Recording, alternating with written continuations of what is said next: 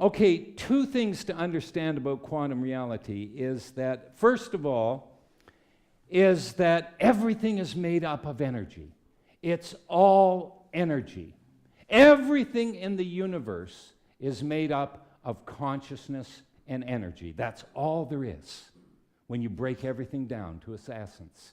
Consciousness and energy. Your sickness that you presently have consists of consciousness and energy. Your marriage is consciousness and energy. Your career is consciousness and energy. What's happened to you in the past is consciousness and energy. What will happen to you in the future is consciousness and energy. Get and understand very clearly that everything is consciousness and energy. Everything. And energy, here's where it gets very, very interesting, is energy is not what it seems. Now, in the old Newtonian model, and science followed the Newtonian model for hundreds of years, but Newton became Fig Newton when they split the atom. And you can quote me on that. Splitting the atom was a whole new ball game. Now, what happened when we split the atom? For one thing, it created the atom bomb. And that's how powerful it was to split the atom.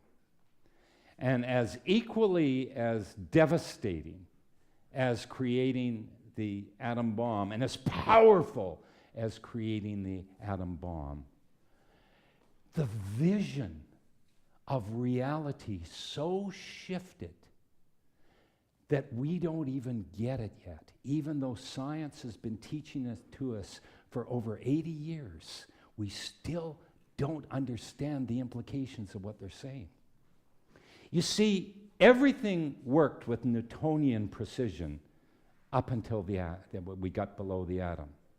Is that everything became very mechanical with cause and effect and very easily understood. And so that's why Newton's system was around for hundreds of years. But once we get into subatomic particles, suddenly this energy doesn't work the way that science thought that it would. For one thing, that all energy was made up of waves and particles. Waves and particles. And it existed in states of what they called possibility. And that what happened is that sometimes sometimes they're waves, sometimes energy are waves, and sometimes they're particles. And they're chameleon-like. They can shift effortlessly. And they also have what they call non-locality, in that they can show up anywhere. They don't seem to be in one place at one time. They just appear and reappear anywhere. And sometimes they're waves, sometimes they're particles. But this is the amazing part. The only time that this energy becomes particles is when we're observing it.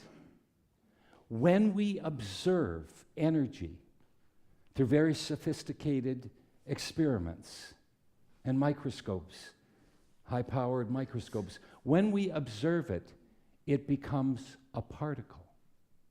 When we're not observing it, it becomes a wave of energy. That it's consciousness acting upon energy that turns them into particles. Somehow, some way, the alchemy of consciousness shape-shifts energy into particles. Now, this rocked the scientific community. It rocked it. They were stunned. I mean, it changed everything because science assumed that consciousness had nothing to do with reality. It observed reality, but now we understand that not only does it have something to do with reality, it is the major participant. It is the one that is creating. It's our consciousness acting with the energy, vibrations of the universe that is creating our reality. And we know this. This is truth. This is science.